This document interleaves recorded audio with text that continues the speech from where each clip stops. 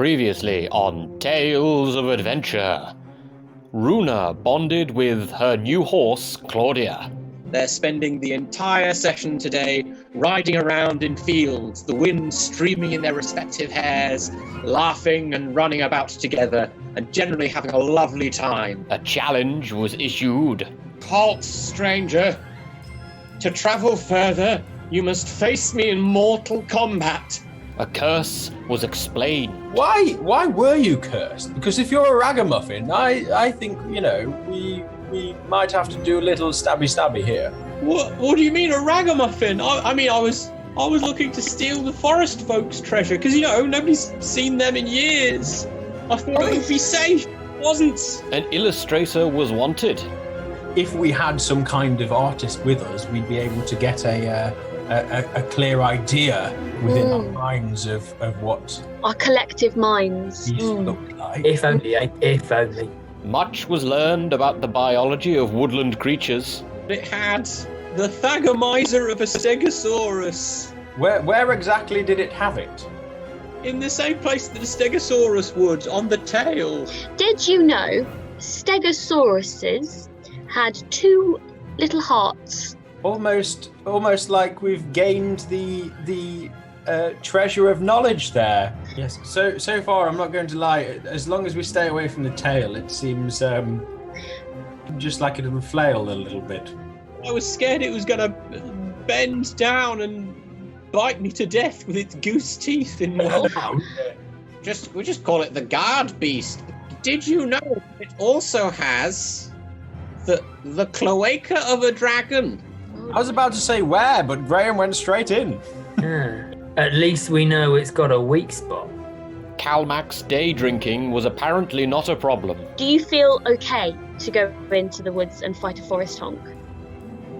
I had a sharpener or two this morning, just to, A curse was explained again. I cursed him because he fled like a coward and left my steward to die. Got a problem with that? Suspicious tea was drunk. A bit like if you made tea out of chickens. A broth. No, not like a broth. Like if you made tea out of chickens. Oh, okay. So it's what you said rather than what I said. A witch gave our heroes a hand. That is a hand of glory. It's not a handle of glory. It's That's a not hand what the of illustrator said. glory. Listen, illustrator, It is you now. can't brand things on a whim. This is an established folkloric trinket that I've introduced into this game. You've gone rogue. And sneaking past a sleeping beast, our heroes found themselves in a very strange place. You lean your head through into the gap in the tree trunk, Calmac. Glowing motes of light dance in the air around you. Fireflies, perhaps? And high up, you can see glinting treasures, perhaps? What will our heroes find inside the treatise of the forest folk? Will Runa Ironclaw also manage to make her way past the guard beast to rejoin the rest of the party, or will she have an extremely violent side story? All these questions and more answered on the next episode of Tales of Adventure.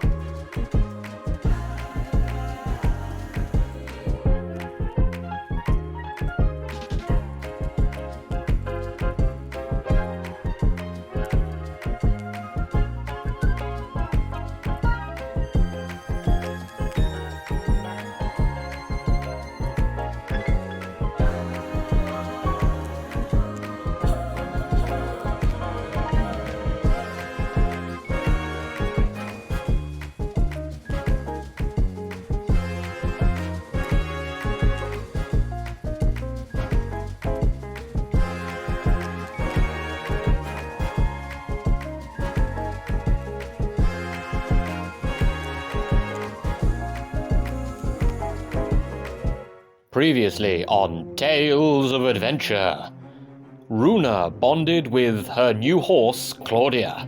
They're spending the entire session today riding around in fields, the wind streaming in their respective hairs, laughing and running about together, and generally having a lovely time. A challenge was issued. Halt, stranger. To travel further, you must face me in mortal combat. A curse was explained. Why were you cursed? Because if you're a ragamuffin, I think, we might have to do a little stabby here. What do you mean, a ragamuffin? I was looking to steal the forest folks' treasure, because, nobody's seen them in years. I thought it would be safe. It wasn't. An illustrator was wanted. If we had some kind of artist with us, we'd be able to get a clear idea within our minds of what Our collective minds. these look like. If only, if only. Much was learned about the biology of woodland creatures. It had the Thagomizer of a Stegosaurus. Where exactly did it have it? In the same place that a Stegosaurus would, on the tail. Did you know Stegosauruses had 2 little hearts? Almost like we've gained the treasure of knowledge there. Yes. So far, I'm not going to lie. As long as we stay away from the tail, it seems just like it'll flail a little bit. I was scared it was going to bend down and bite me to death with its goose teeth in one. We just call it the guard beast. Did you know it also has the cloaca of a dragon? I was about to say where, but Graham went straight in. At least we know it's got a weak spot. Calmac's day drinking was apparently not a problem. Do you feel okay to go into the woods and fight a forest honk? I had a sharpener or 2 this morning, just to, A curse was explained again. I cursed him because he fled like a coward and left my steward to die. Got a problem with that? Suspicious tea was drunk. A bit like if you made tea out of chickens. A broth. No, not like a broth. Like if you made tea out of chickens. Oh, okay. So it's what you said rather than what I said. A witch gave our heroes a hand. That is a hand of glory. It's not a handle of glory. It's That's a not hand what the of illustrator said. glory. Listen, illustrator, It is you now. can't brand things on a whim. This is an established folkloric trinket that I've introduced into this game. You've gone rogue. And sneaking past a sleeping beast, our heroes found themselves in a very strange place. You lean your head through into the gap in the tree trunk, Calmac. Glowing motes of light dance in the air around you. Fireflies, perhaps? And high up, you can see glinting treasures, perhaps? What will our heroes find inside the treatise of the forest folk? Will Runa Ironclaw also manage to make her way past the guard beast to rejoin the rest of the party, or will she have an extremely violent side story? All these questions and more answered on the next episode of Tales of Adventure.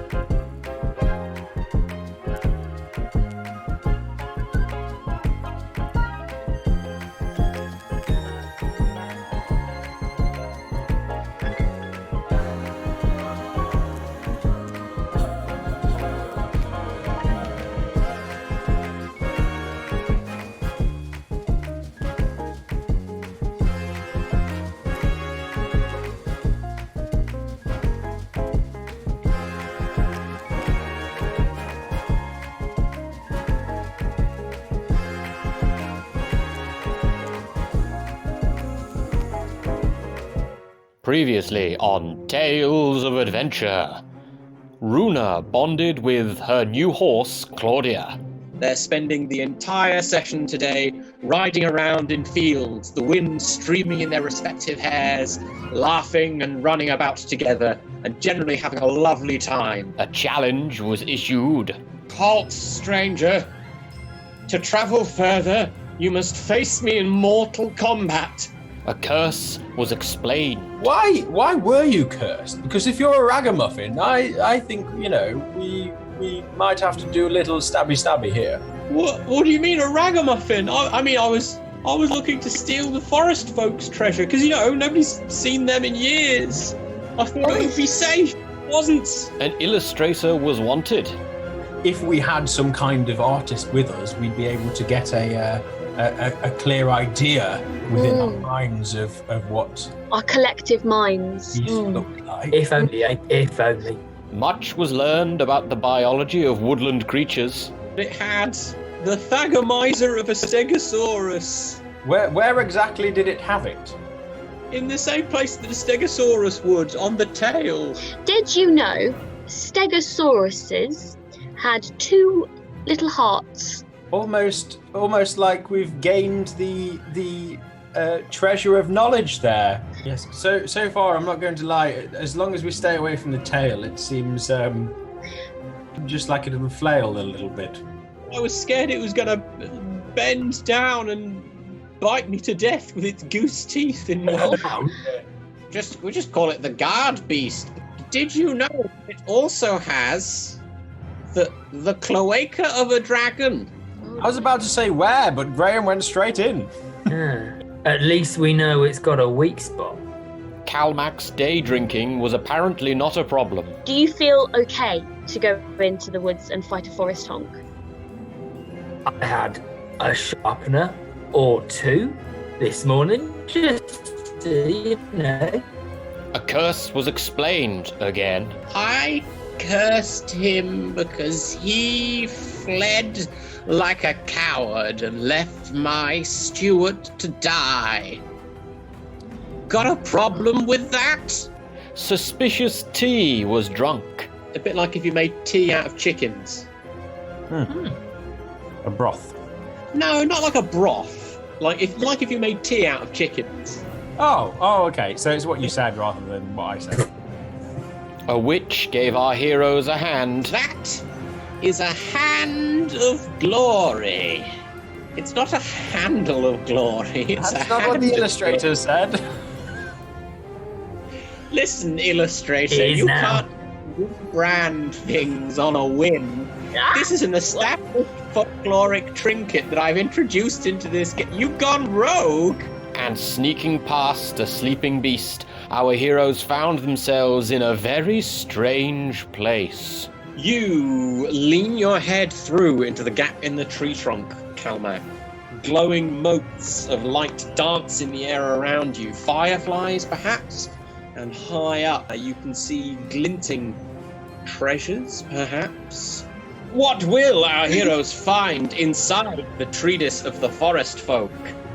Will Runa Ironclaw also manage to make her way past the guard beast to rejoin the rest of the party, or will she have an extremely violent side story?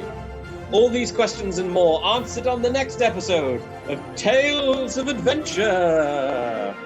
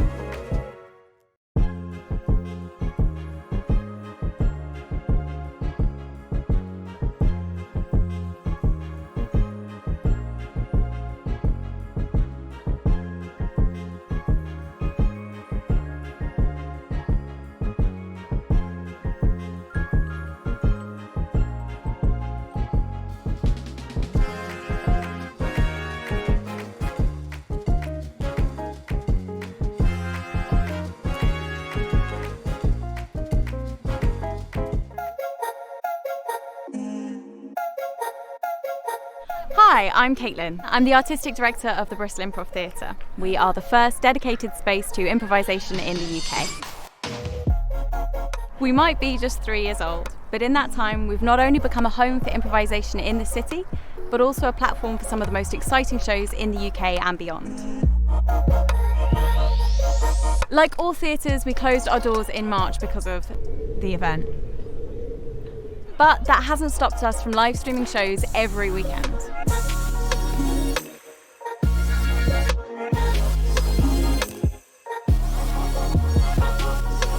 We want to continue to bring a bit of laughter, music, and joy into your homes for as long as possible. A lot of people are working very hard behind the scenes to make this happen, and they deserve to get paid. So if you are able, please donate this evening to the stream. All the money you donate will be split between the Bristol Improv Theatre, Wilby Films, and the artists whose work you're enjoying. We can't wait to welcome you back at the theatre, where with your support, we will keep the doors open for years to come. Enjoy the show.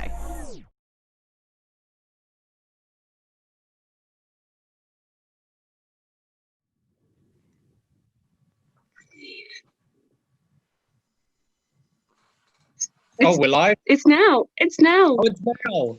Oh, that was what I was doing earlier. I was saying, give me a countdown so I don't miss it. Greetings, travellers, and welcome to Tales of Adventure, the show where Dungeons and Dragons improv and storytelling join together as a ragtag band of misfits on a quest to fight evil. Since the dawn of time, people have told stories of heroes, villains, and worlds of fantasy. Since 1974, nerds in basements have used complicated systems of rules and dice rolling to help them adjudicate their tales and resolve such difficulties as "You're dead, I stabbed you," and "Nuh-uh, I'm wearing my stab-proof armor." We are some nerds, not in a basement, but in various different houses, and together we are going to tell you this evening one of many tales of adventure. These are our heroes, Marcus Lavelle, human knight. Hello, everybody. My name's Marcus, obviously of the Lavelle clan. We're on our way back to Lavelle Castle now and doing a little adventuring on the way. I've just found this candle, mystical candle, that is in the shape of a hand called the Handle of Glory. Very, very intriguing, lovely treasure. And we've just made our way into a tree, which is bigger on the inside. I'm thinking we might find some treasure in there as well, but obviously avoiding any forest honks.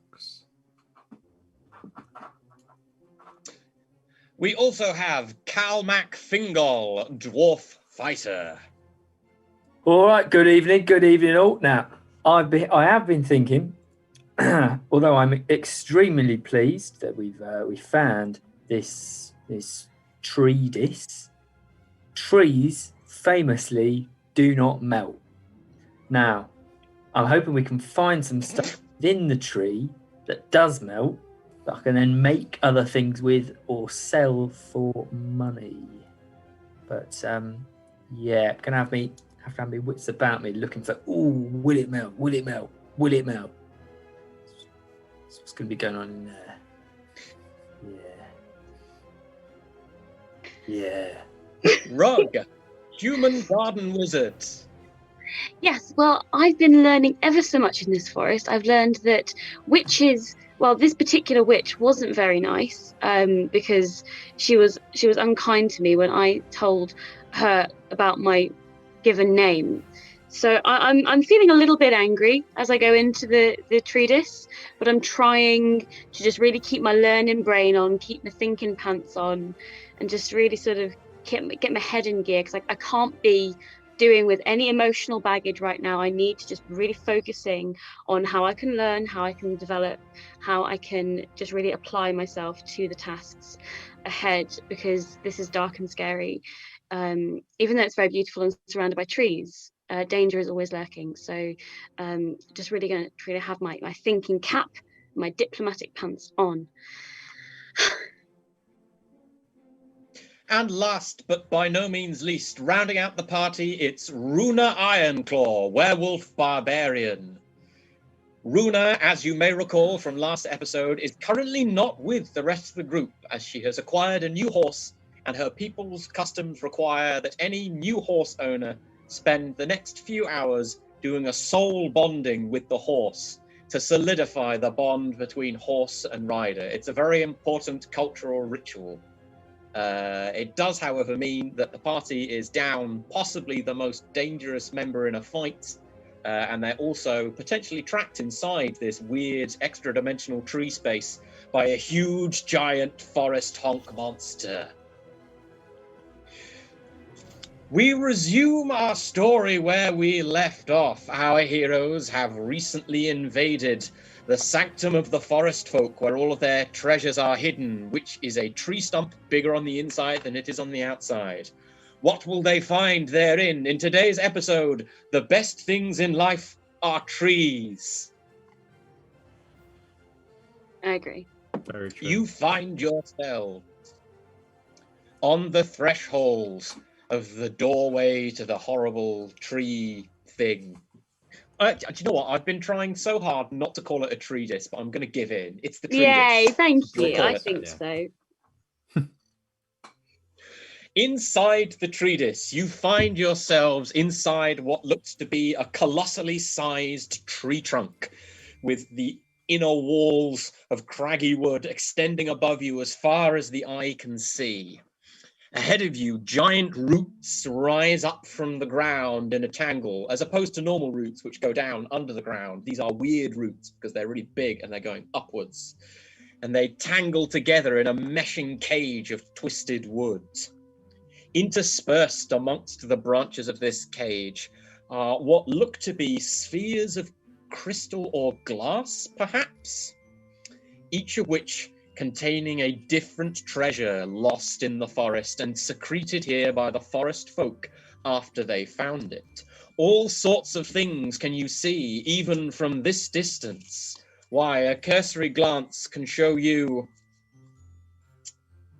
a woodcutter's axe, and a copy of Fern Gully, new in a VHS box. Good What luck is- drawing what- a copy of Fern Gully. What is Fern Gully? Is this a thing we know? Like, is this a thing you know? Have you ever seen Cameron's Avatar? Yeah. So Fern Gully is James Cameron's Avatar, but animated instead of CGI and made about 30 years previously, and it's got Tim Curry in it. Oh, brilliant. Oh, that ticks so many boxes. Thank you for telling me about it, person who suggested that. Great.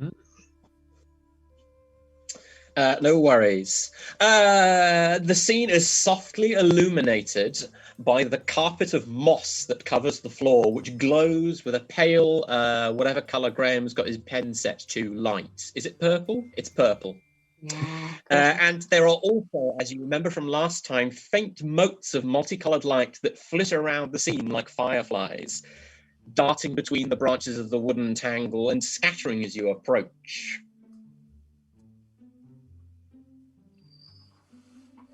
One more thing catches your eyes as you cross the threshold. And that is that at your feet, a trail of dried blood leads across the mossy ground to the base of the closest root, where even from this distance you can make out a mangled body lies propped up against the base of the root. What are you doing? Oh, God. I'm going to. Well, we're in here, and everybody's in here, right? The three of us are. Yes, Yeah. all three All of us. three Yes, of us made it. yes, I think, yes. Yeah. I'm going to sort of do a little shush motion and point towards the mangled body, and Can't hear us. and It's sort of okay. and beckon. Well, I don't know whether it's alive or dead yet. You know. Okay. Good idea. I mean, I typically think we you should don't go under. live people as bodies. Just going to throw that out there. Oh yes, that's true. No, I did describe it as a. I did describe it as a body in my head as well. So yes, But that's you never know. Okay. Well, I think we should at least go and have a little see what happened here. Maybe it was the forest honk. Sorry, the god beast. They're different. Bird beast. Yes. Very Do different you know what? thing. I've given up list that it isn't a forest honk as well, because it clearly is a forest honk, but with mutant extra features. I'm just going to call it the dire forest. Ooh, I like that. Nice, I like that. Ups the stakes. I love it. Okay. It does. Plus, dire as like an extra qualifier on a creature has never really meant anything in specific, I think, except that it's like nasty. Anyway, you Yeah, I approach like the body. Yes, let's go. Closer to, you can tell that his terrible wounds were obviously caused by the teeth of a humongous, horrible goose, or more likely, a forest honk. He's been badly mauled with his right arm missing and terrible gouges taken out of his chest. Oh dear. This is horrible. He has Before been he honked. was- He's been honked. Does he This have must any clue to who he was or what he was doing here, or Do we do we how do you wish to? do we? I'll have Are a- you gonna do the? I'll have a rifle through his pockets, just see if he's, I don't know, carrying a engraved pack of cards. Yes. Do we assume that this is Stuart? Was that his name? I assumed Helga's- this was Stuart, but Helga's. son. I assumed it was until proven otherwise. So if you want to, yeah, maybe we can see if it's someone else. But Well, yes. Well, maybe she would like us to bring back something. Yeah, see, I'll Probably the see whole- if he's. Well, the let's whole thing, if we memento or can. something in his pocket. See if he's got a little something we can take. Oh, my mind went to like part of the body or something, and I thought that I don't think that would do Yeah, the that's- do the that- job. I That's thought not. no, That's, no. It's See, more, there's- more of a threat, old bean. Yes. yeah. I'm not like cutting off an ear or something like.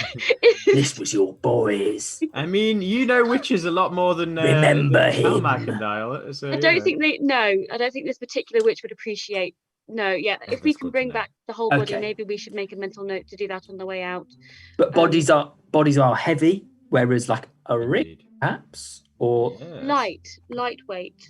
yeah. Have a little. A little. I'll have a let's have a little rummage. Just Okay. Respectfully, obviously. Yes. Respectful monster. rummage. I'll keep a Okay. lookout. So in his pockets, you find 4 silver pieces. Oh. Doesn't need those anymore. I was gonna ask, but I guess you are just gonna keep whatever's not the memento that you're taking back to it. Where's he gonna spend it? In Well, next, yes. Yeah, sure. Rug is keeping a lookout Collect at this what we point, can. just so you know. Rug is doing like a. So I'm not doing any rummaging at the moment. I'm doing Okay, this. cool. That'll be important later when someone gets revenge on you for looting their son's body. I mean, not looting. No.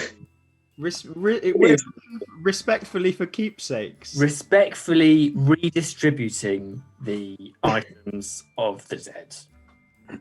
You also find in his pocket a crumpled up scrap of paper, which, if you unfold it and read it, is clearly a note from Helga the Witch to her son Stuart.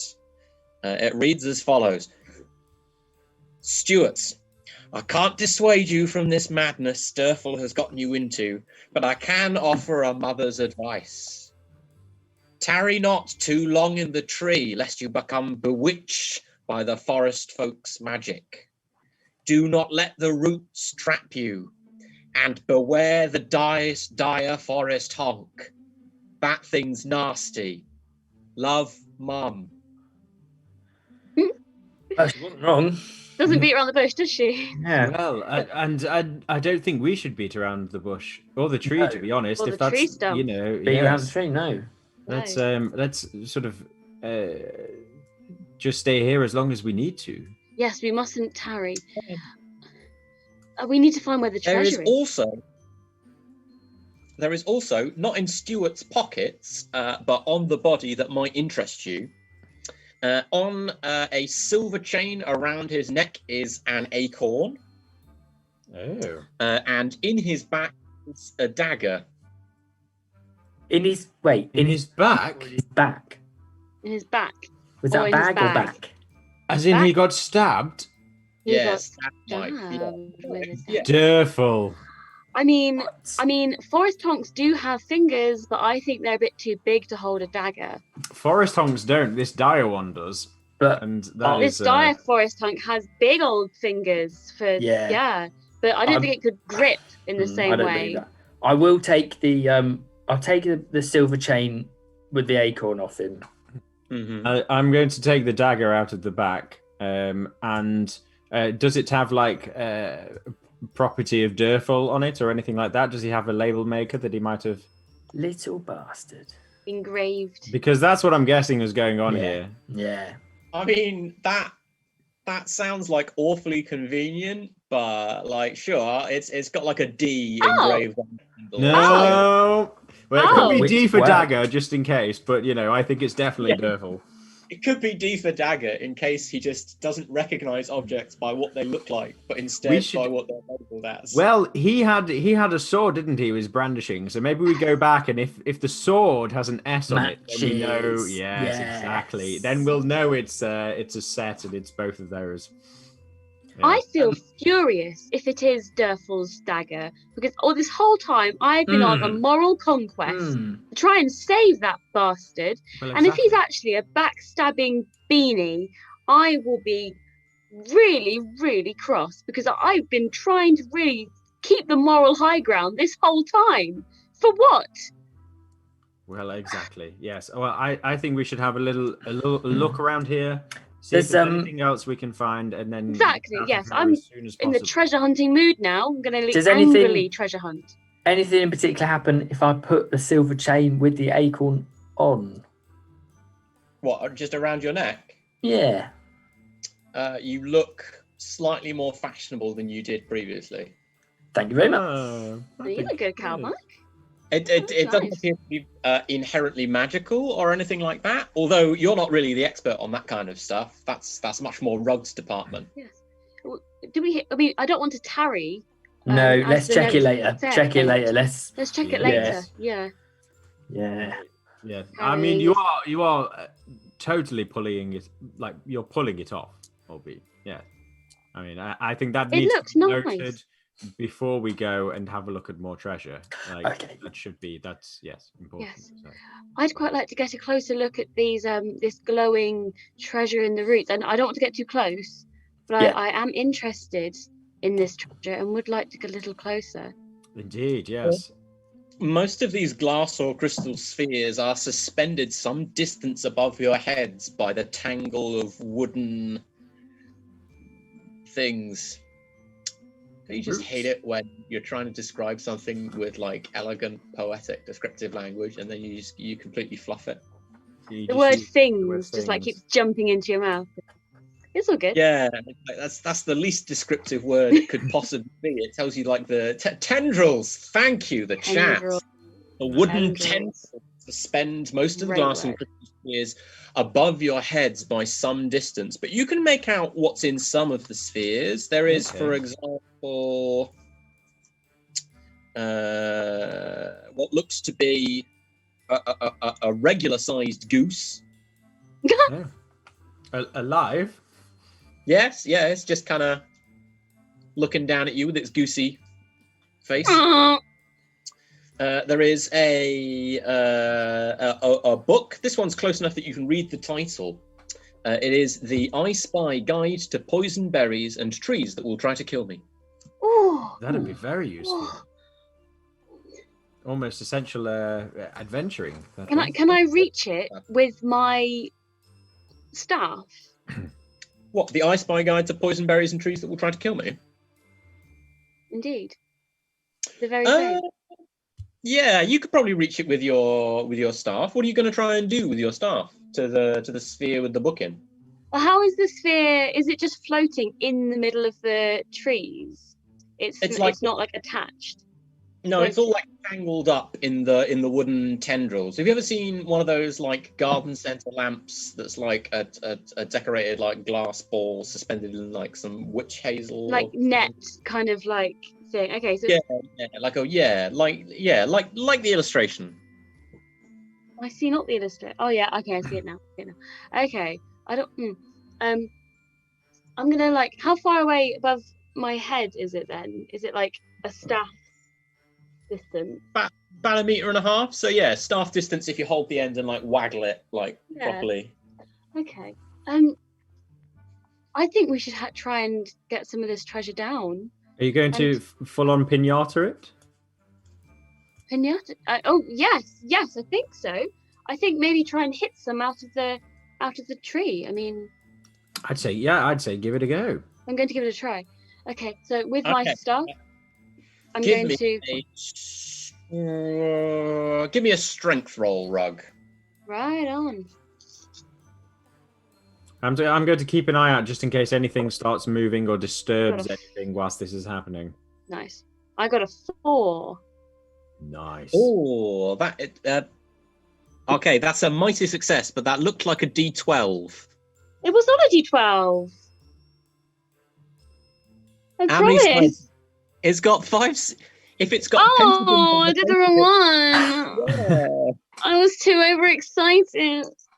I just went for the nearest one that looked like it had the most size. I am blushing ever so. Oh my god. Okay, I'm doing it again.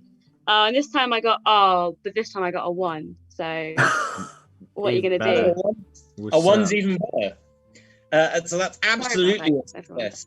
You take careful aim with your staff and give the crystal sphere surrounding the Icebar Guide to poison berries and trees that will try to kill me a mighty whack, and it shatters. The great ringing noise. And several shards of sharp crystal and one book come raining down towards you. Like a pinata, but much more dangerous. Stop. You narrowly manage to avoid getting any cuts from the shards of crystal that rain down upon you.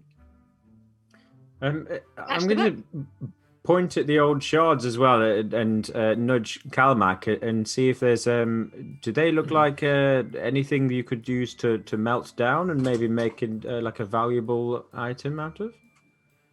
Yeah, what do they look? Do they look like a mineral crystal, or does it look like glass, or like? Is it glowing? Like an exciting aura? It isn't glowing like an excited aura, and it doesn't appear to be glass or crystal. If anything, it reminds you of like a transparent amber. Oh, Sappy. like a Sappy. tree sappy. Yeah. Okay. Sappy Sappy casing. kind of thing. Hmm. Oh. I mean, Can I? we could probably take like. Can we take some of these shards? Can we safely kind of pick them up, put them in a little bag to see if we can? It might melt. They're pretty sharp, but yeah, you could pick up some. Tree sap. If it melts, that'd be a very good bonding agent. Yes, that's very true. Crystal Yeah. amber. Or just wrap it in an old bedroll or something like that, you know? Mm. Can I just clarify that the title of the book is The I Spy Book of Poison Berries and Trees That Will Try to Kill Me? That's correct. Okay, That is the title of the book. thank you.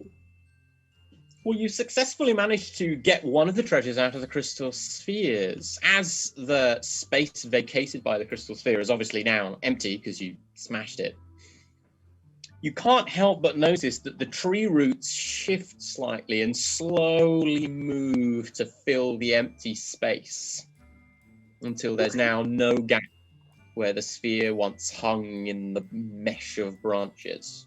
But they don't come any closer to where they don't come closer in any way. They're not coming They closer just- down to the ground. They just close the gap. Okay. So, And the you said trees- that. Sorry, carry on, Rock. No, just the trees seem to be able to feel when we take the treasure. They seem to know. Don't seem to be too jealously guarding it. I mean, we didn't instantly get any negative things, but they know. The tree knows. Can you speak to the trees?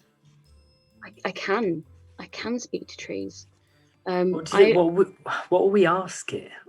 Well, just whether or not it minds that we're, taking these things and just putting them to good use. To be quite honest with you, because if things are in a charity shop and you want people to buy them and to put them to good use, you don't want them sitting there for years, do you? Yeah. This is the Nobody's going to read it down here. That's the next. So to talk to the tree about the commercial gain of. No, well, whether or not we're, it minds us taking these things, and what repercussions would come from us Yes. taking them, because it feels, there was a loud. How loud was the pop? Is there a pop? Like, have you ever like dropped a wine glass on the floor? Yes. Like that sound, but if the wine glass was about a foot across. Okay, so a decent sound then. Yeah. I'm going to make my way as well to the entrance and pop the old head out just to see whether or not the old honky boy over there is moving or has heard that. You can't see a honky boy out there. There is no where so the honky boy where it was before in the trees chilling, no longer be chill. I mean, you can't see it there. You can't see it anywhere. Maybe it's chilled somewhere else. Okay. Maybe but I know where it was, and it's not like my vantage point has shifted. Like it would have been there. Yeah. Okay, right. So it's missing. Okay. Mm-hmm. Do we think that maybe I should take out my eyeball and put it by the entrance so we can keep an eye on the forest honk? The dire forest honk. Unless it's already down here with us. I mean, I'm just gonna keep an eye out here. Maybe I could literally have an eye out. Do you think the? Oh yes, that's true actually. Because you're very useful here on the ground. My eye, I'm fine with just one eye. Down here. Well, That's quite an interesting proposal. Okay, I'm going to take out my eye and put it just outside so that I can see the clearing and keep an eye on for the forest honk. So on goes the ring, out comes the eye. Just gonna clamber up the slope a little bit and pop my eye just up there. And I'll put it there and I'll keep an eye out for the honk. Hey, roll. Literally. Just remember You to do this nestle now. your eye in a crook of the roots of the tree stump outside, and you've got a lovely kind of like fixed viewpoint of the forest outside. You can't see the dire forest honk, but then neither could Marcus. No, indeed. But yes, okay. It's there. Do you put it at like what kind of like angle do you put your eye up at? Like, is it just like straight out? Is it like a bit up? Is it to the left, to the right? Because you got like a cone of vision with one eye. Yes. I think I would, if it's like a camera, I suppose, I would kind of fix it so that it's slightly more upwards, if anything. So it's slightly more upward. Like a slightly upward thing. Gotcha. It's pointing slightly upwards. Okay. You are too good at avoiding jump scare. Okay, so with Rug's eye nestled outside, you're able to, with a little more assurance that you'll have warning if something tries to come and eat you, return your attention to the treasures in the tangle of roots ahead of you. Most of them are too far up to be smashed with Rug's staff. If you want to go into that mess and retrieve some of the treasures, you'll need to find some way up there, or some way to bring the glass spheres down to you. You've still got the option, of course, of asking the roots something, using Rug's garden wizardry. I could also do wood bend, which is another of my spells. Which I could pretend to Steve that that's the spell I chose today. And just get them to let go. I mean... It might not work. I can only use it once. Well, you could potentially use it twice, depending on how well you roll on the die. Yeah. Oh, yeah, you might keep your die. If I get if I roll over 3, I can't use it again. Mm-hmm. Yeah, I said let's give, because if you would bend all of the open, job's good. Yeah. I mean, and then it could just land on the ground. Yeah. We've got the treasure. Give it a go. That could work, potentially. I mean, I can't imagine it being that easy, but we'll give it a try. Okay, I'm going to cast. I'm assuming this is how the spell works. I'll cast Woodbend to try and get the roots to let go of treasure. Okay. There are dozens of treasures ensconced within the roots. I'm going to allow you to release as many treasures as you roll on your magic die. 5. What's that? 5. That's okay. So you can choose 5 of the treasures. Which Nice. 5 will you choose? It's difficult to We get a see list. from down where you are, but you can see that there are some that are small and shiny, some that are quite expansive and large. There's what looks to be a picnic table. A table? Love a table. We Uh, love a table. to be a normal treasure chest, Oh. a house made of candy, just a collection of leaves of some kind, what looks to be a bundle of red cloth, Oh. something quite small that glitters like gold, Oh. all that something that glitters is looks like gold. a necklace, a saddle, and another book. This one quite high up, but it looks a bit weird at a distance, kind of like greyish. Well, Yes, and of course a goose, and of a course, just a the goose. normal goose. Of course, yes. And the axe. Wasn't there an axe? Well, yes. Is there anything that I'd personally go for the treasure chest? I think the chest is a definite yes. Yes. the Is chest. there anything that catches your eyes?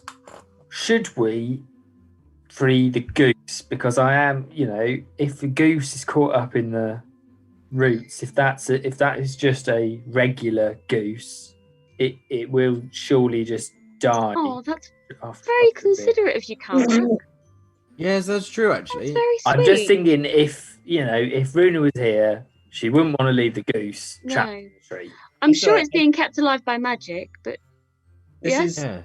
this is a late suggestion from the audience, but I love it so much that I'm going to have to throw it in.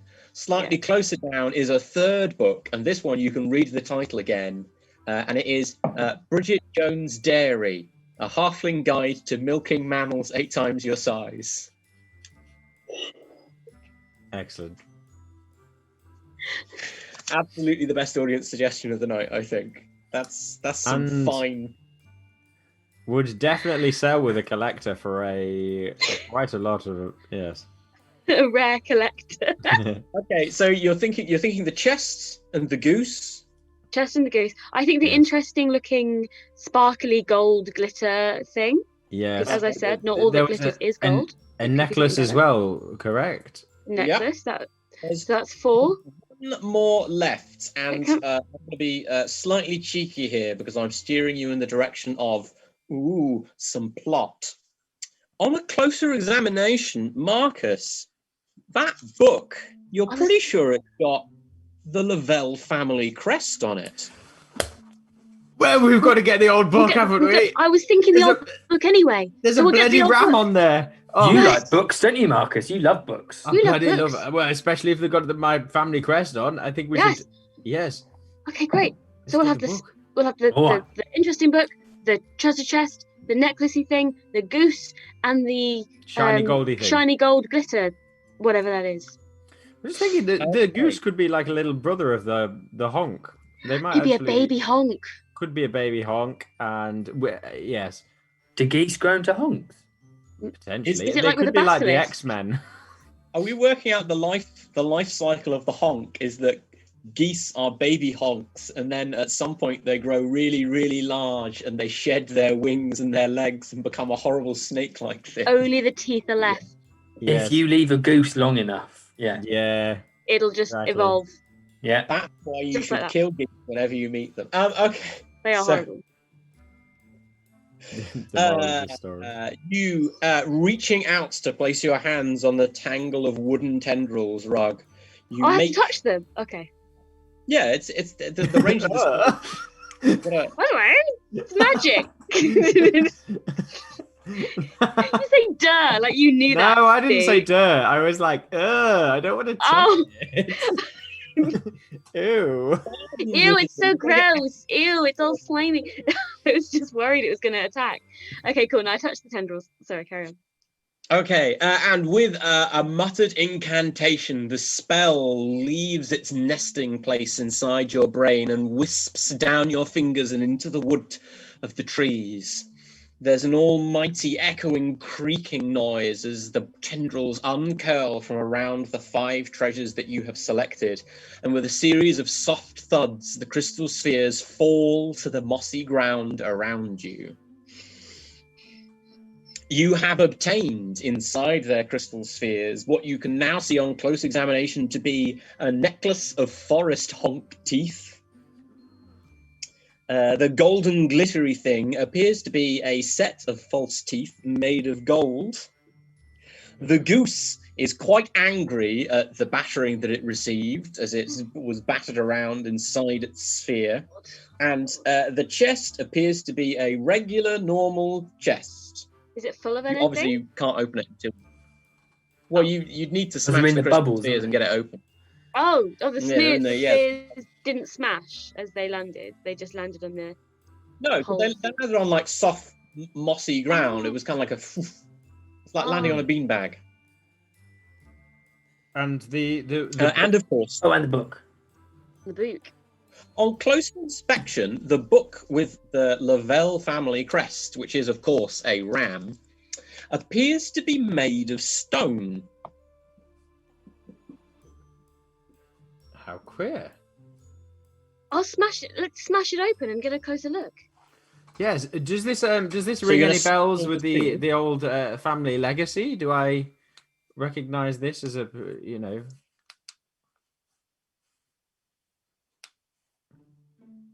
You do not recognize it from any of your knowledge of the family history. I'll just point out to the audience that it's not a tablet. That is like a stone tablet with writing on it. This is a book, but made of stone. It looks as though it's either a very finely carved representation of a book out of stone, or possibly a real book turned to stone by magic. But the pages, you can't a open the book. book. So it's not like really thin No. stone No, pages. no. It's just a solid thing. No, Okay. it appears to be solid stone. That is. Or at least it is. Do you wish to collect the shards of the crystal spheres as Rug smashes them? This is really helpful to get out Calmac. the anger. How do I you feel mean, about that? if we can carry it. Yeah, it'd fill up a sack, so it's going to slow you down a little bit. Well, Sure. we could do it as until we get to Rupert. Yeah. We can just put them all together. We don't have to Amber carry might them. be. Yeah, the just amber might put be them in a worth pile. something. I think so. Leave it in a bag by the door. Remember to pick it up on the way out, along with the corpse. The goose, once you smash the sphere, what does the goose do? Oh, the goose seems very happy to have been let out of the sphere. Oh, It kind of nuzzles up against you affectionately and doesn't even hiss at you or honk once. Hmm. oh! Oh, nice I wasn't. goose. I was not expecting. I wasn't expecting this. What a lovely. What a lovely. You would never ruin a picnic. No, you're lovely. Oh, nice. And the chest, when you open it, is just a regular, normal chest full of regular, normal gold. Yeah! It's full of gold. Well I'm done, very- everybody. There's nothing suspicious about the chest at all. So I get so confused when he says that. Like, I get So- so confused. So, do our characters not think there's anything suspicious about the chest? Sorry, I'm describing it to you Or are as you actually telling us that? you, the adventurers, have found it. It is a normal, regular chest full of regular gold that is not suspicious in any way, shape, or form. Just definitely normal. Nothing suspicious about it. Just, Hmm. regular primo, normal, golden stuff inside of a chest. Nothing Jackpot. suspicious here. See, the more he says it, the more he says it. Yes, Okay. but it's a chest that is full of gold. That's a jackpot. That's incredible. I feel like It's we can't risk leaving it in case it's dodgy because it's a chest full of gold. If it's not, We have to take it. Well, exactly. We have to take it. Yes, Yeah. absolutely. okay. Great. Well, should we put everything by the door, and then I mean, surely that's. Is that enough treasure for everybody? Well, it's worth pointing out that a big sack full of crystal amber shards and will take one person to carry, and a regular chest full of regular normal gold that isn't suspicious at all will probably take 2 people to carry, because Yes, I mean that's a good gold's point. really heavy. So this is all we can manage. Shall we grab the corpse of poor Stuart and get back? Get out of here. I mean, what's the benefit of grabbing the body? Well, For Helga.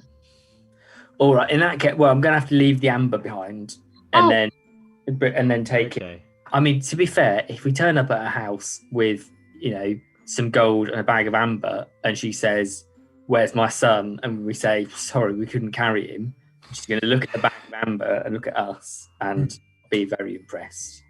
Yeah. Oh. Yes. This is very good. I suppose. Very good. Maybe point. we need to come back to Stuart when we can do it properly, when we can come back with a blanket and wrap him up, because I don't think Helga wants to see him like this anyway. So Well, we the only probably- thing is, I don't think we've got much light left on the old handle of glory to be able to get us out and come back again okay.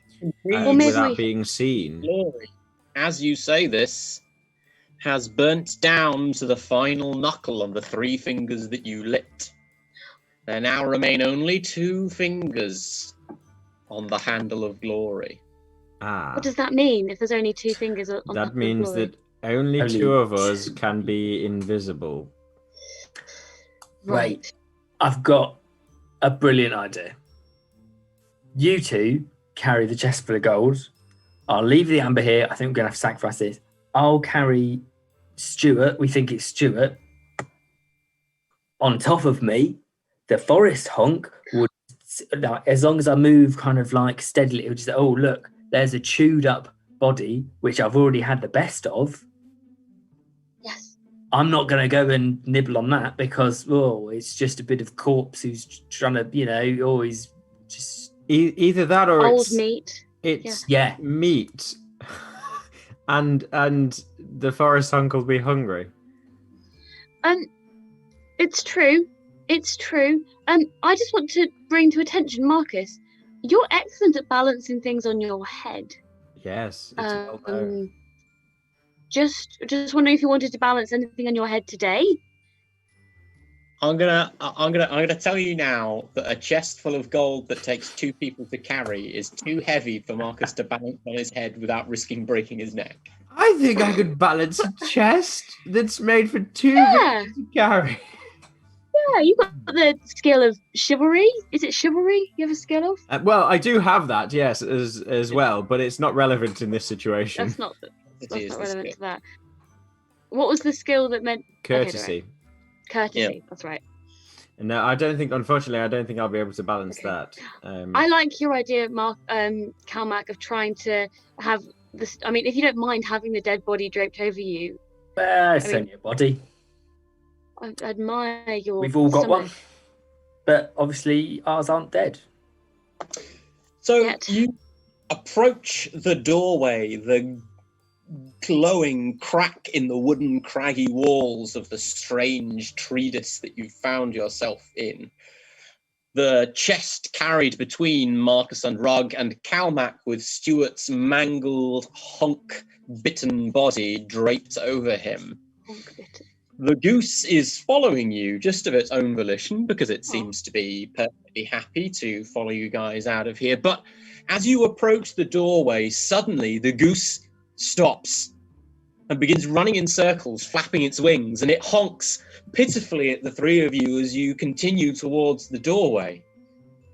What can I see in my It's beady very eye? appetizing. What You can Rug can't see anything. outside of the treatise. Inside, I look up. Nobody ever looks up. Above you, coiled down a crevasse in the wooden craggy wall of the treatise, is the monster that you had feared might have followed you in here. You can see its terrible goose-like teeth. You can see its awful eye stalks, its huge, horrible fingers, its snake-like body, its catfish-like barbels, and most terrible of all, the spiked tail that is the thagomizer of a stegosaurus, the dire forest hunk, appointed guardian of this treasure hoard, is lying in ambush above you, and as it sees you approach the exit, stolen treasures in hand, it opens its beak and lets out a terrifying battle honk. We hear the Will our heroes escape the treatise alive in combat with the dire forest honk? Or will they, like poor Stuart, be mangled by its terrible goose teeth? Will the happy regular goose escape to live a life of bothering normal people in a countryside village? Find out after the break in Tales of Adventure!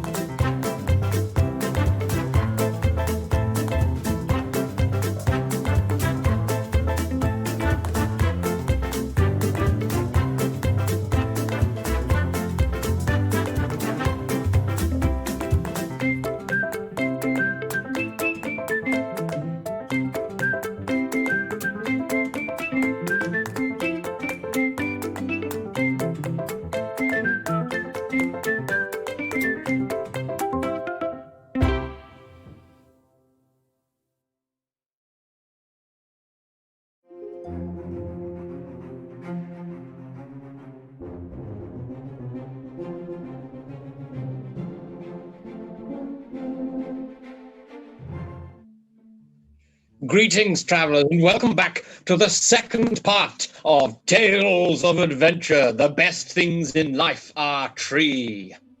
Our heroes find themselves face to face with the terrible dire forest honk, which has confronted them as they sought to leave the treatise treasure hoard of the forest folk. We may need to postpone this mighty battle as Marcus Lavelle is seemingly still either in the bathroom or getting a drink. In the meantime, let's have some... Classic let's have Marcus. So, Rug, while we've got you here, facing down a dire forest honk, why don't you tell us what your thoughts are upon facing this terrible foe with 3 hit points and no more spells for the day? It's pretty dire straits. It's pretty tough.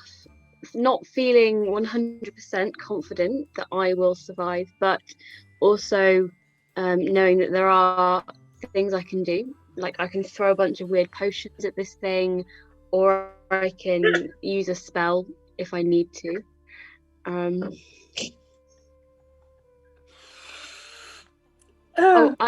My internet's gone funny. My internet's gone.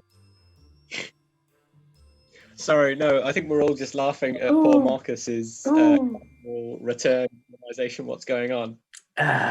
Yeah, I can't really see what's happening, so everyone's frozen to me, so I'm just like, let's talk to Right. Kalmak about how he's feeling. Well, I'm Kalmak, feeling. how are you feeling? I was feeling a little bit nervous about having to do it without Marcus, but now he's back from having a big wee.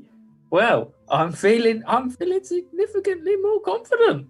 Sometimes when you are ambushed by a giant forest honk, you have to do a little wee in the corner. You need okay? to you don't want to be carrying a bladder full of wee if we're all having a fight. You need to jettison. Well, exactly. You need to Exactly, jettison fight or him, flight. you know. That's the No. thing. You dump dump the rubbish before you jump to hyperspace, you know what I'm saying? Exactly, You and a perfect metaphor for this situation.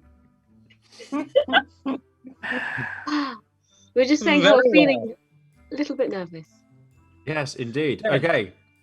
It's time for some violence.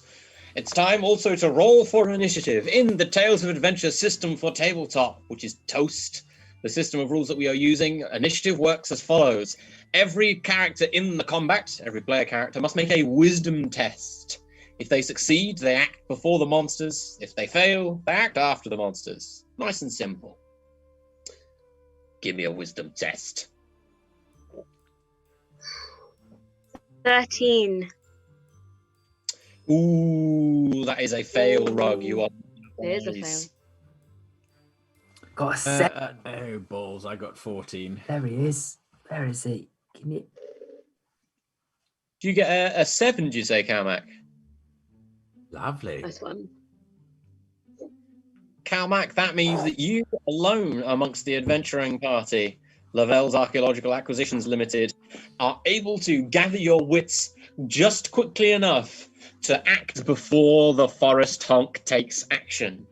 You are carrying with both hands the body of Stuart, the witch's son, over your shoulders. That makes it very hard for you to fight currently.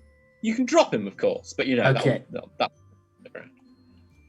Right, I'm going to apologise to Stuart now because he is getting dumped pretty quickly. I'm just unceremoniously, what might I say, Stuart, doof, like a sack of potatoes, straight on the floor. I'm going to whip out my bow and arrow, you know, because I'm multi-skilled like that. And now I'm going to go now. A honk, it's got these big eye stalks, like the big googly eyes on the ends. I'm thinking any kind of creature, right, which has got such big prominent eyes looking around, surely using sight quite a lot to locate the prey. Or a big googly eye, what a target. Let's see if we can pop them. So I'm gonna on my little bow, and you know, normal sized for me, but comparatively little because of me. It's a little bow. Because I'm a dwarf. Oh, look at him with his little bow. I I'm think gonna go. short bow. Thank you. Rub it in. Very respectful. That's the proper name. I'm not making a crack. That's what they're called. Yeah, Sure. yeah. Yeah. Sure. Yeah. I just call it a bow. So I'm going to go straight for one of the eyeball. Although, with 2 attacks, can I fire my bow twice? You may fire your bow twice. Yes, that's how having 2 attacks works. Yeah. So, well, can I go for, like, do I make them both at the same time? Do I have to, like... Yeah. You make them both at the same time. Given that you're going for a cold shot to the eyes, like it's got big eyes, but that's still quite small a target to be aiming at. I'm going to give you a difficulty of 5 on this roll. Make me 2 attack rolls. Oh, an 18 That's a miss. and a 10. Ooh, that's a perfect hit. Nice. Roll me your damage. Remember that the damage for a bow is 1d6. 5. That's a lot of damage. Yay. Your arrow doesn't quite strike the forest hunk's eye dead center, but instead kind of hits slightly to the side, and it skitters away, leaving a nasty-looking gouge in its eye, which slowly drips and leaks vitreous fluid down onto, of course, the 3 of you who are underneath it. Reeling back momentarily, obviously in terrible pain, it's on its turn. It lunges down to the ground, landing with a thump that is slightly less impressive sounding than it ought to be because it landed on soft moss, so it was a bit muffled. And then rears up to its full terrifying height and lets out the most fearsome, horrible honk that you've ever heard in your lives. We want to hear it. I can't quite imagine it. Huh? Yeah. We want to What would that hear the sound battle like? honk. What's the battle honk? Oh, Yeah. battle honk. The battle honk. What kind of a noise would that You be? can't Okay. just say battle honk and not do the battle honk.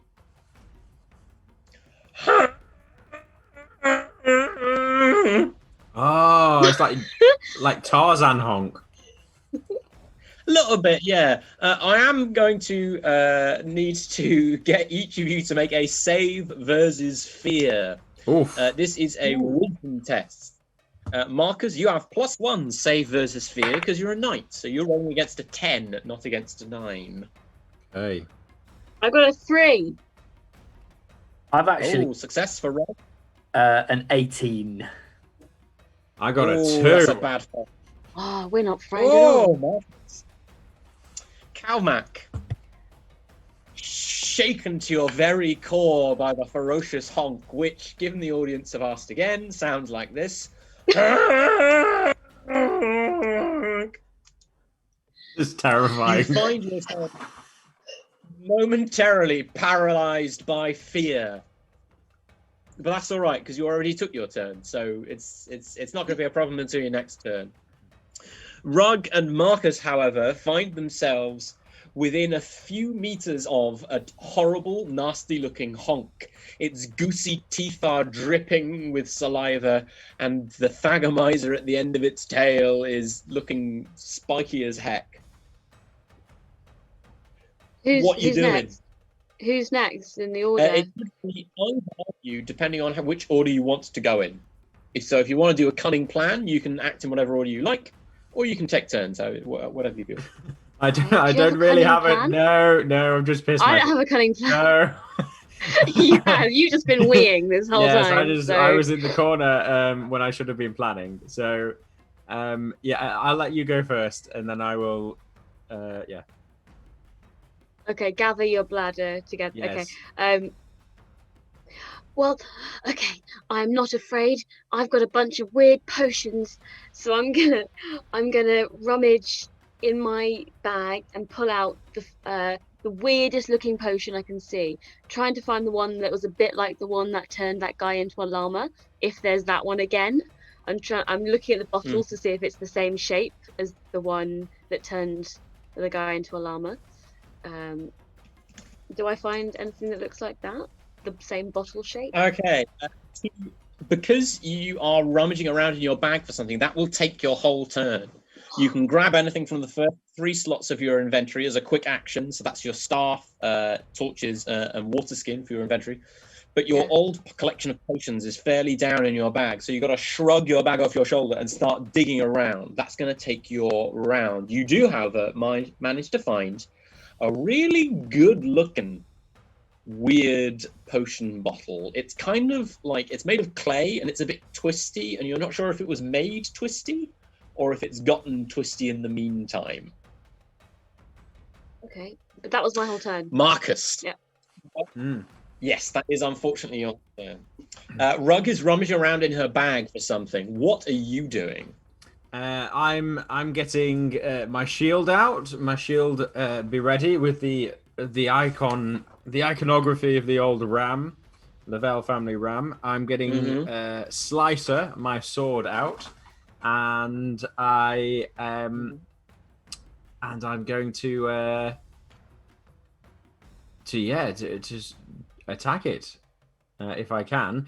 From the He's gonna charge right on the sword. Yes, exactly. I'm going to do that, and it seems like the teeth is Calmac dealing with the head end. I might try and chop off the tail end and see if we can get some pincer sort of movement going on. It's sort of like coiled a bit like a snake does, but yeah, you can go for the tail end while Calmac goes for the head end. That's absolutely fine. Make your attack roll for me. The tail of the thing has a defense of 3. It's covered in nasty scales and vicious-looking spikes. 7. A 7 is a solid hit. That's higher than its defense, and it's lower than your attack roll. That means you do your full damage. Amazing. Roll your 1d6 damage for your sword, and tell me what you get. 3. 3. Not quite so mighty a blow as Calmac's arrow from earlier, but still a solid hit. I mean, it's not a Your competition. sword doesn't quite... Yeah, sure it's not. You're really saying that because you're losing. No, you're losing. Your sword doesn't quite... Antagonist. Excuse me? You don't... Well, oh. Antagonize at my beck and call. That's a good way to get honked to death, my friends. Have you seen, by the way, that Really somebody's clipped the battle honk cry in chat?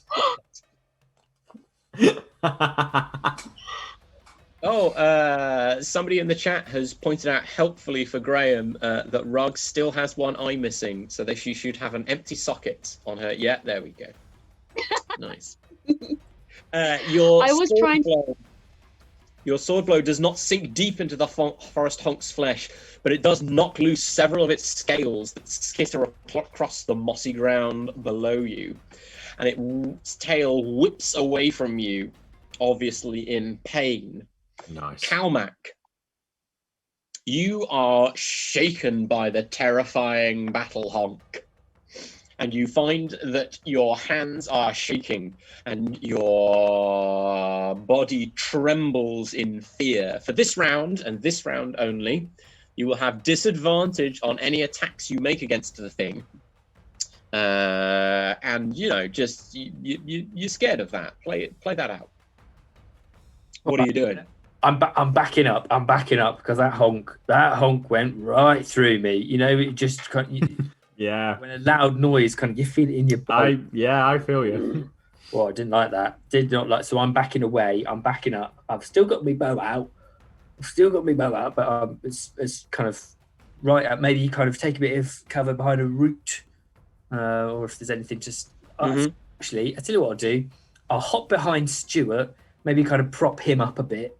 There's a bit of a barrier. Maybe just put him on his side so I could just hunker down behind him. You're gonna make a human shield out of Stuart. Yeah, that works. Yeah, I mean, there's no danger of injury there, is there? And then I'm gonna try continue going for the eyes because we all the gooey ichor kind of, pissing out of that first eye. That seemed like a good idea. So, if I have got disadvantage, do I roll 4 times and take the 2 lowest? No, that would be slightly worse than what you should do, which is you should roll twice and take the lowest, and then roll twice again and take the lowest out of those 2. Okay. So it's a 3 and a 3. Nice. Okay. And then a 20 and 17. Okay, so your second arrow goes well wide of the mark, but with a 3, which is equal to the monster's defense, you instead score a partial success. On a partial success, you don't deal your full damage, but you do deal minimum damage for your weapon. Yes, the minimum damage for a bow is just 1, so you deal 1 hit points worth of damage to the thing. Your arrow skitters off the beak near its eye stalks, and it flinches. I think remembering the pain you caused it with your slightly more accurate strike from earlier. Yeah, better. That's 4 arrows you've used now, by the way. Just letting you know. The honk rears up as high as it possibly can, its beak yawning wide, full of goosey teeth, and then it strikes twice in quick succession, once with its beak lashing out towards Calmac where he hides behind Stuart's dead body, and once with its terrible Thagomizer towards Marcus where he swings his sword at its tail. I need each of you to make a defense roll for me. Calmac, you're against a difficulty of 3, but I'll let you have advantage for hiding behind a dead body. I've rolled a 3 and a 14.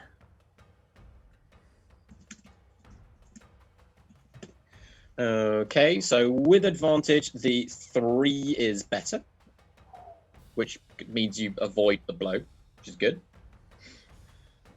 Marcus? I got a 5. A 5 is also a success. The both of you narrowly manage to avoid harm. Marcus, your shield manages to deflect the terrible spikes of the Thagomizer, and Calmac, the goose's beak closes around parts of poor Stuart, but obviously sensing that this is not a living body to dismember, it spits him back out again on top of you. You've managed to avoid harm for the time being. Rug and Marcus, it's your turn. Go, Rug!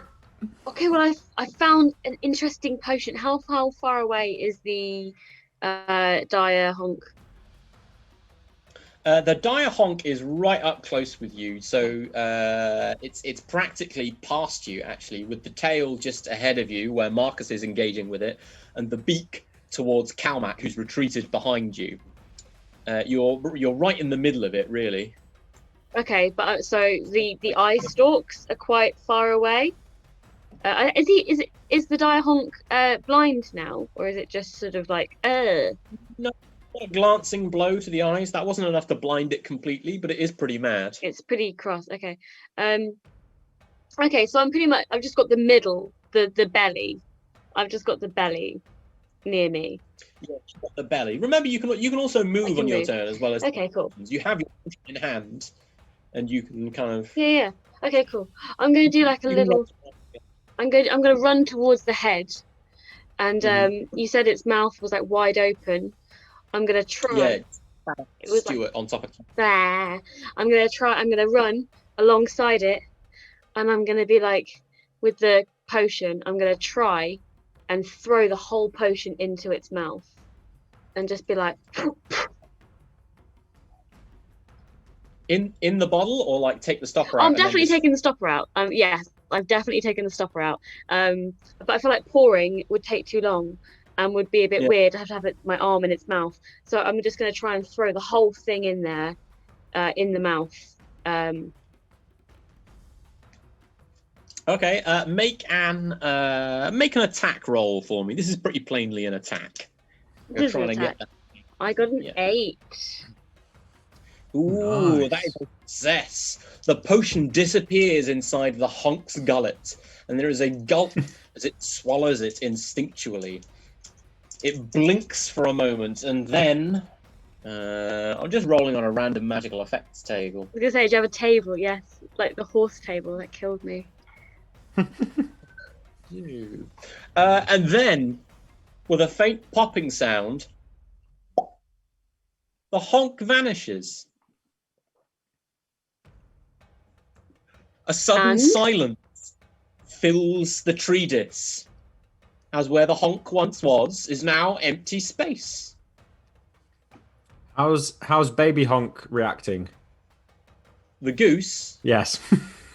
Baby the honk. goose emerges from where it was hiding behind Calmac, who was hiding behind Stuart, and kind of gives a gentle honk of relief.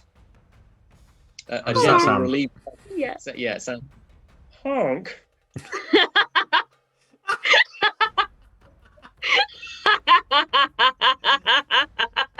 I love little eye roll. That's the best honk. Amazing. My I hope favourite somebody honk of the clipped day. that as well. Honk Okay. of the day. I think this is our opportunity. Rug, I don't know what you did. I don't know what that potion was, but I think we get out of here. Toot sweet. Okay, you begin Too to. sweet indeed. So you're going to gather up the Thanks, stuff Rug. you dropped and then make the exit. Yeah. So are we going to take the Yes. to Golden Stewart again? Yes, I think so. Yeah. Let's do it. He's pretty chewed up now. Let's take him anyway. I'm gonna Okay. grab my eye, put that in back in. Oh, good call. Yeah. Don't forget that. Nice.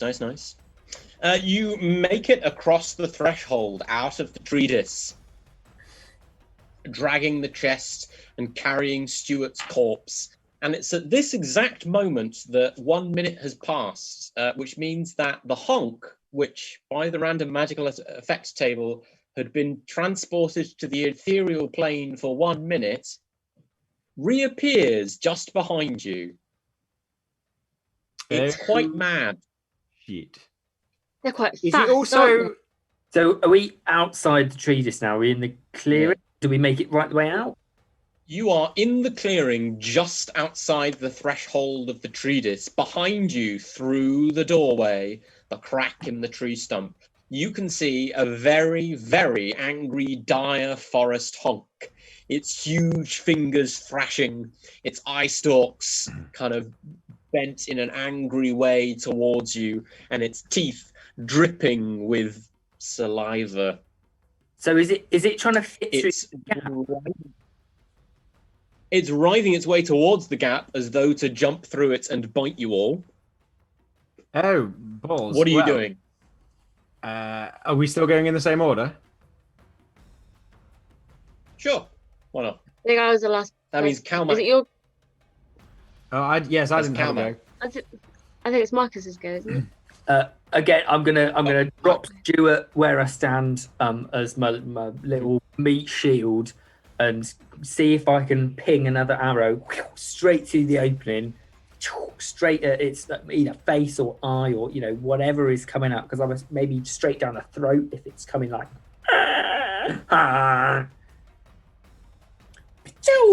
Go on, make Okay, a 16 and that's a miss. a 9. A 9 is a solid hit. Give me that damage roll.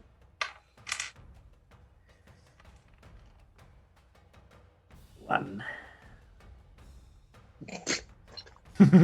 Your arrow disappears down the forest hunk's throat, and you're really not sure if it just swallowed it without doing any damage, or if it actually hit something in there. But you're pretty sure it didn't do much. Marcus. Can I just say that the illustration is terrifying? Also, Yeah. I'm going to... right, well, I've got the chest at the moment, haven't I? So I drop the chest. I say, I don't suppose you've got any more of those potions, Ruag, Rug. and then I get this, the shield and the sword out and start making my way towards it. How big is the opening? It's just about wide enough for a heavily laden person or the face of a forest honk to make it through. So if you stand in the doorway, then you are like essentially in a forest honk bite-sized compartment. Oh, perfectly. Okay. I want to. I do want to kind of. It's what a knight would do. I'm going to go and sort of make my way towards the opening and try and, with the shield, at least make it sort of exit out of there as difficult as possible. And I'm going to start swiping with the sword. Shield very much up high though. Okie doke. You've got one chance to land a blow on this thing before it bites you horribly. Okay. Make it a good one. Oh, I rolled a 20. That is a bad miss. Yeah. Oh, that's There's a bad no miss. time for you to even raise your sword before the thing is on you and bites you. Given that you are literally standing in the perfect opening that it is lunging towards and you have no way to go left or right at all, I'm going to say that you're going to be rolling your defense here with disadvantage. Oh, that seems like a bad idea. Okay. You're going to be rolling twice and you're going to be taking the worst result. Okay. And the difficulty is 3. So the first one is a 9. Okay. Second one is a 2. The 2 would be under the difficulty of the attack, which means it is a partial success on your defense. That means that it's not necessarily a standard success, but you do take minimum damage from the attack, which would be 3. Okay. That's good. Ouch. Which is actually reduced by your armor to 1. You've still got 8 hit points left. I'm okay with that. However, the There we go. barrel into and through you, knocking you off your feet and out of the opening. Its neck now extends partway out of the treeless stump and looms over you as you lie on the ground before it, Calmac.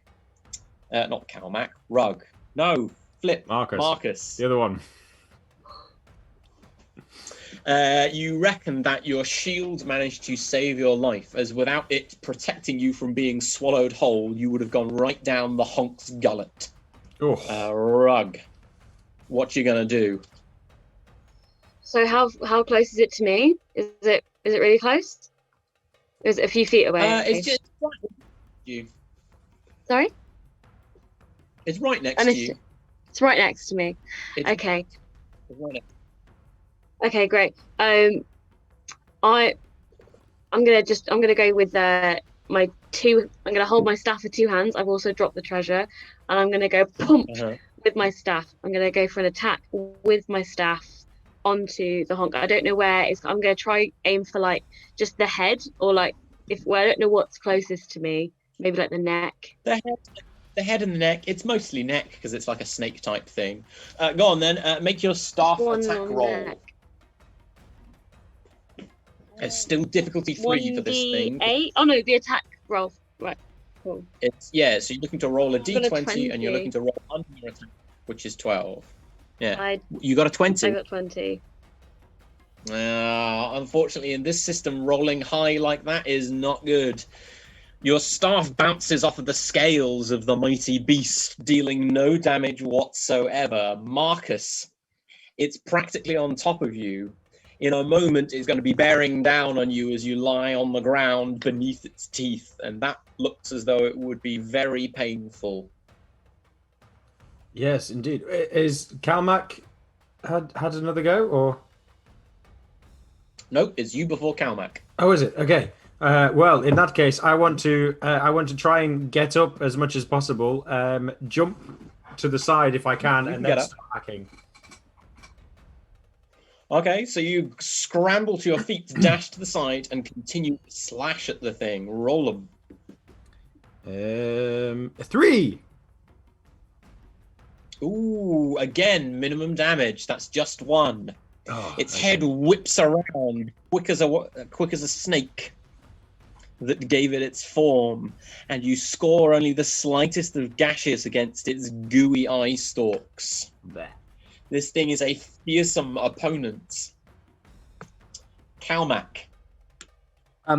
How much of Stuart did we bring with us? Like you said, the right arm was it completely detached? Did that come with us? Was it kind of is it held on by sinew? The right arm was entirely missing, presumably eaten by the honk. Okay. Now, in that case, I was just thinking of what bits of Stuart could we chuck at it, but I don't think that's a viable option right now. Okay. Just put the whole thing in there, you know. Would it be feasible to throw an entire body? I mean, hey, could I pick up could I bodily chuck? What was the point in carrying it if you were going to throw the whole thing? Well, there's a difference between carrying it. You know, I could, you can hoof a body up onto your shoulder, but chucking it. That's, I'm asking. Is that reasonable? I mean, you'd have to make a strength test, but it's not out of the question. Okay, I'm gonna try and chuck the body like right into. See if I can. When you just kind of like choke on something a bit too big when you haven't chewed it. If I could just get the body just right down the mouth. Okay.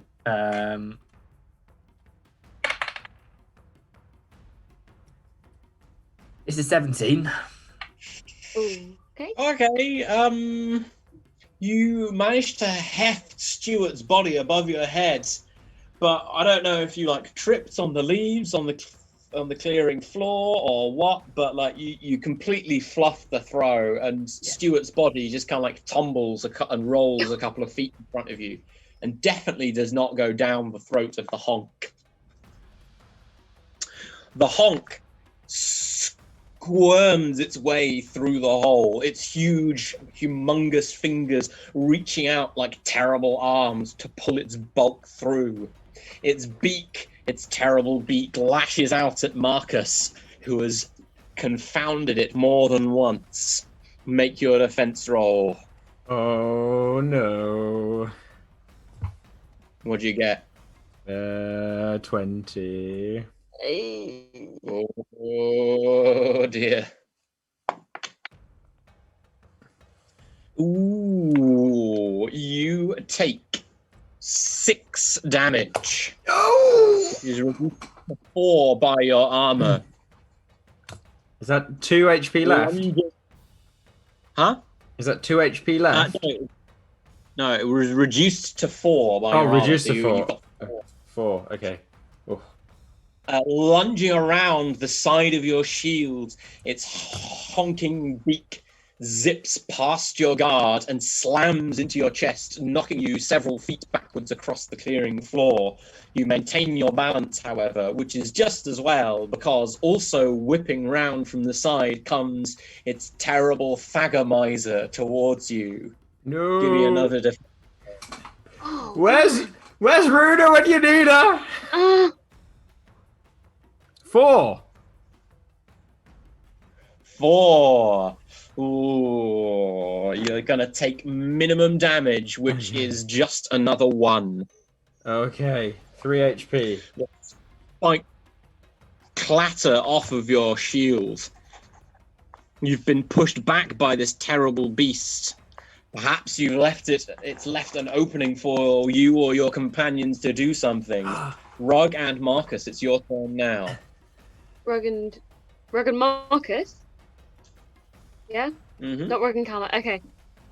Yeah. I'm gonna get another weird potion. Yes! I'm gonna go for another weird potion. I'm a real knight! Excellent. Do you want to hit it with your sword or something like a real knight? Or should I get another weird potion? Yes! Yes. Okay. Okay. You spend your whole turn rummaging for potions, Rug.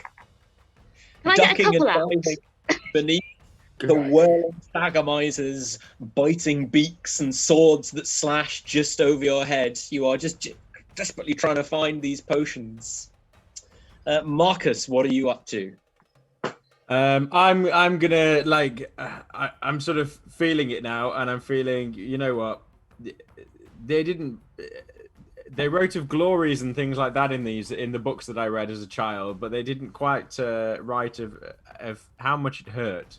So I'm gonna take my shield, with the Lavelle family crest on, and I'm going to try and like absolutely smack it, with my shield instead of my sword. Okay. Into one of the eyes and see if I can like knock the eye off like a baseball. Like a golf off a tee. Yes. That is quite disgusting. Give me your attack roll. Come on. 16. No. That's a total miss. As you swing your shield in a wide arc towards its eye stalk, the eye stalk retracts momentarily into the head like a snail does, and then pops out again and fixes you with a slightly smug glare. Calmac. It's focusing all of its attentions on poor Marcus, and between the pecks of its mighty beak and the swings of its spiky tail, he's being driven back across the clearing. Rug seems to be rummaging for some sort of doohickey that might do something, but it seems like it's up to you to do something to save Marcus from this horrifying onslaught. Okay, standing up from the kind of bits of flesh and blood and the remains of Stuart, I'm gonna kind of dive and roll behind the chest, the chest of gold that we just kind of dumped. Kind of around behind that and just get me bow and arrow and like steady myself, so on top of the chest, and have a little moment of like,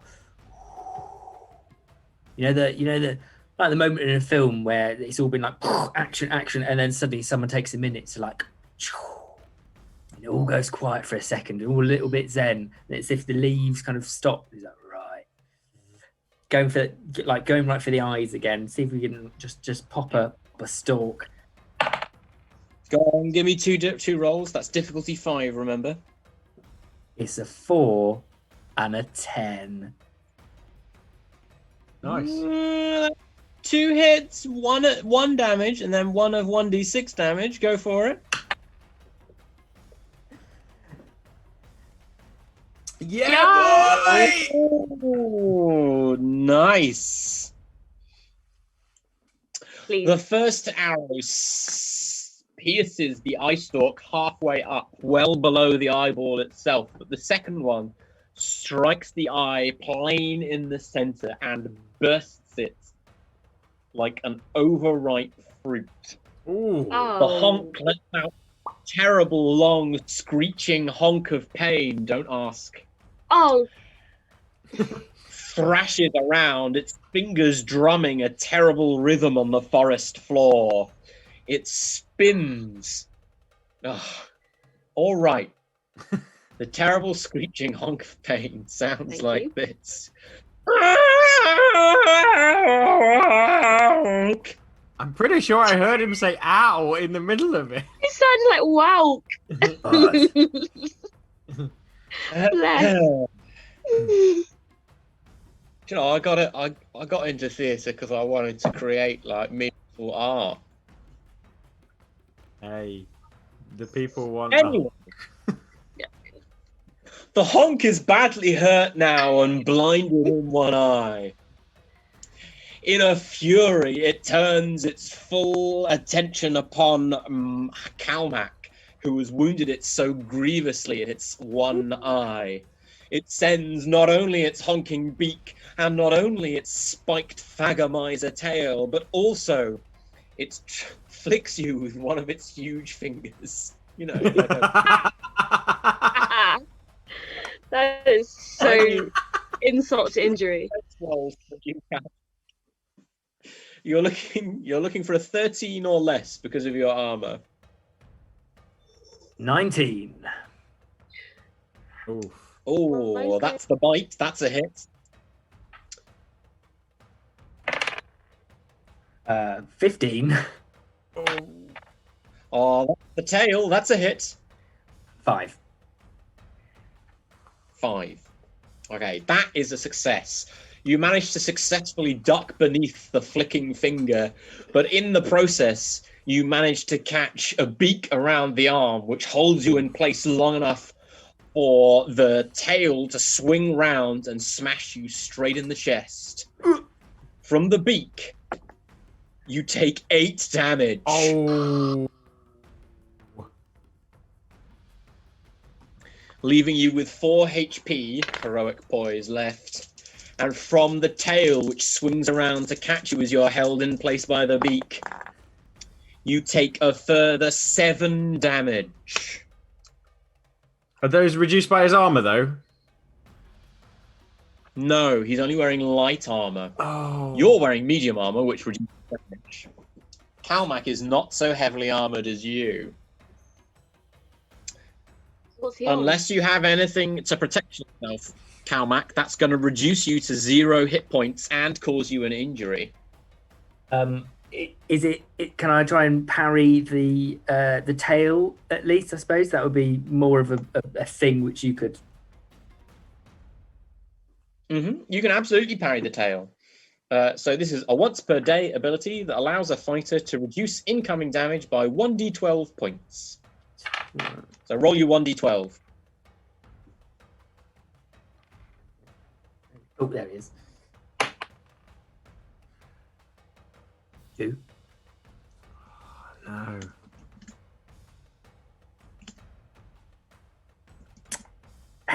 What'd you get? 2. 2. Okay. So that reduces the tail's damage to 5, which still brings you to 0 HP. But it does make the injury less severe. Oh. So once your heroic point has all been used up by damage, you may suffer lethal damage from any further damage. And if you take lethal damage, you need to make a roll on the injury table. Kalmak, will you please roll for me a 1d12 and 1d6? Don't put crosses on his eyes yet. He's not dead necessarily. The D12 is a 9. The D6 is a 4. Okay, so the 4 means that you take the Thagomizer hit straight to the torso, and the 9, which you add 1 to for the number of damage you took past 0 hit points, 0 HP, heroic poise, gives you the result of that your ribs are cracked for 10 days. This is actually literally the same thing that happened to poor Rug. And because it's been a couple of days since Rug got her ribs cracked, you are going to be suffering from cracked ribs for the same length of time. Wow. It'll be fun. We can compare. Rib buddies. Rib buddies, buddies of ribs. The Great. mechanical effect of cracked ribs means that your maximum hit points are halved. That means your maximum hit points is 6 until you are fully recovered from that injury.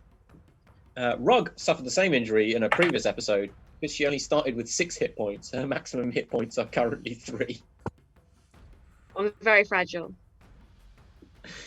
Kalmak, you're flung across the clearing by this terrible wound, and you feel your ribs crack with an awful cracking sound as the Thagomizer spikes take impact. Luckily, your armor protected you from being impaled on the spikes, but it's still a pretty nasty blow.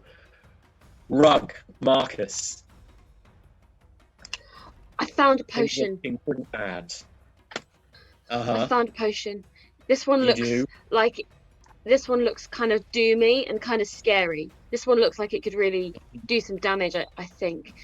So I'm gonna do the same thing. I'm gonna be like throw that potion into the Honk's mouth. Give me that roll, that attack roll. Alright. The attack roll is 15. Ooh, that's a miss. Where's it gone? Where's it gone? There it is. It is a miss. I'm doing awfully today. The random thing. magical effect Oh. Okay. Dies instantly. Well, so the random magical effect of that potion was that everyone within 30 feet takes 1d10 damage.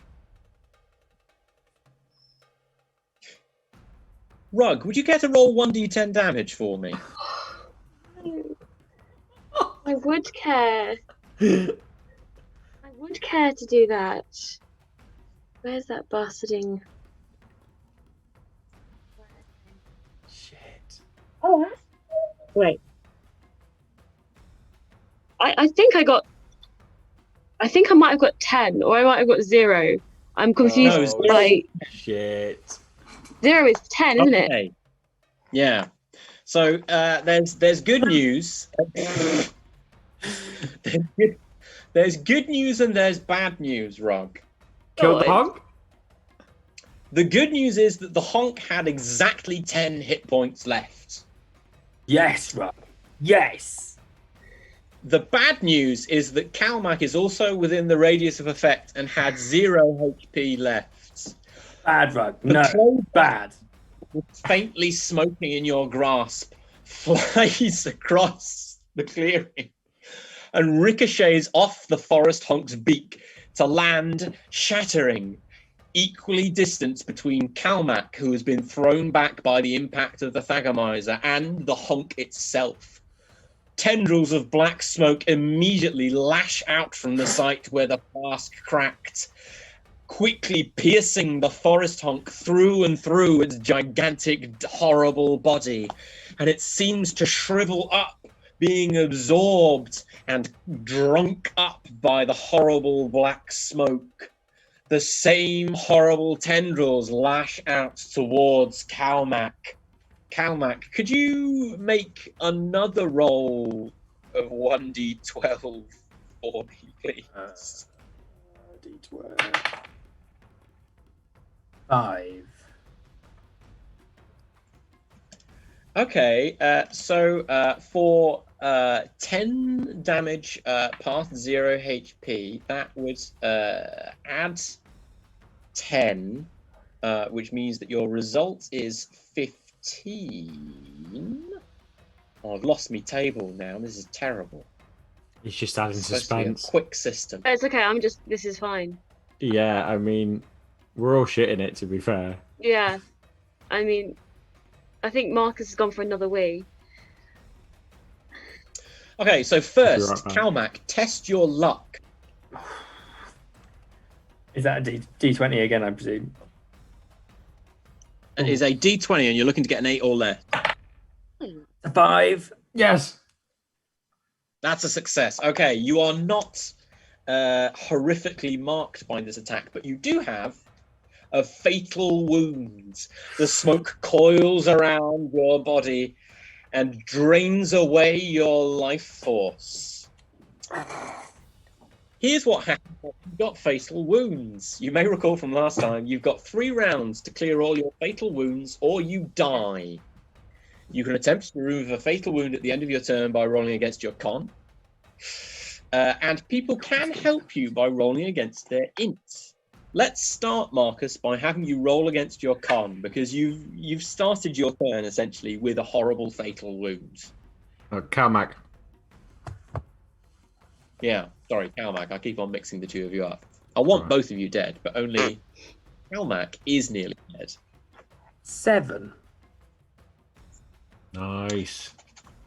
I regret to inform you, Calmac, that is a success and you're fine.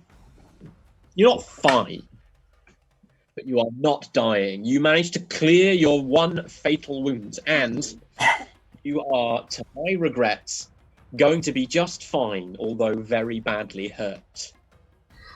There is a resounding thud as the forest honk's withered body crashes to the ground next to Calmac, who writhes gently in pain and is slightly more emaciated than he was before and has cracked ribs. You have, however, managed to successfully retrieve the treasure from the forest folk's hoard. You've rescued the body of Stuart, the witch's son, and you've got yourself Not just the I Spy guide to poison berries and trees that will try to kill me. Not just a regular chest full of perfectly normal gold that has nothing suspicious about it, I promise. But also a new friendly goose, a set of golden false teeth, a necklace of forest honk teeth, and a mysterious stone tome marked with the Lavelle family crest. That was so like What is generation game at the end of it. You won! Hey! Yeah. Sorry, go. What is the secret of the stone book with the Lavelle family crest? What's so special about this goose they rescued, anyway? Will Marcus be the next member of the party to be brutally cracked in their ribs by some kind of horrible monster?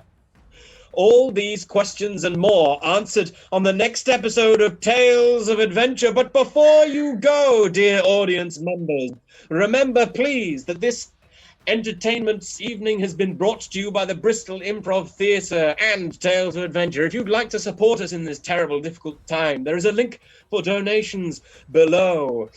Plus, we love to get fan art from our audience. If you draw something that has happened in today's episode and send it to us on Twitter at Tales_Adventure, we would be thoroughly delighted and will include it in future episodes' halftime slideshow. Also, if you like improv and would like to learn to do more improv, the Bristol Improv Theatre has new courses starting at the end of September that will take place in the theatre in person. That's right. It's time to do some socially distant but present in-person improv once again. You can find out more at improvtheatre.co.uk in the What's On section. Until then, and until next week, be on your guard, because you never know when a dire forest honk might leap at you from the inside of a treatise. We'll see you next time for more Tales of Adventure!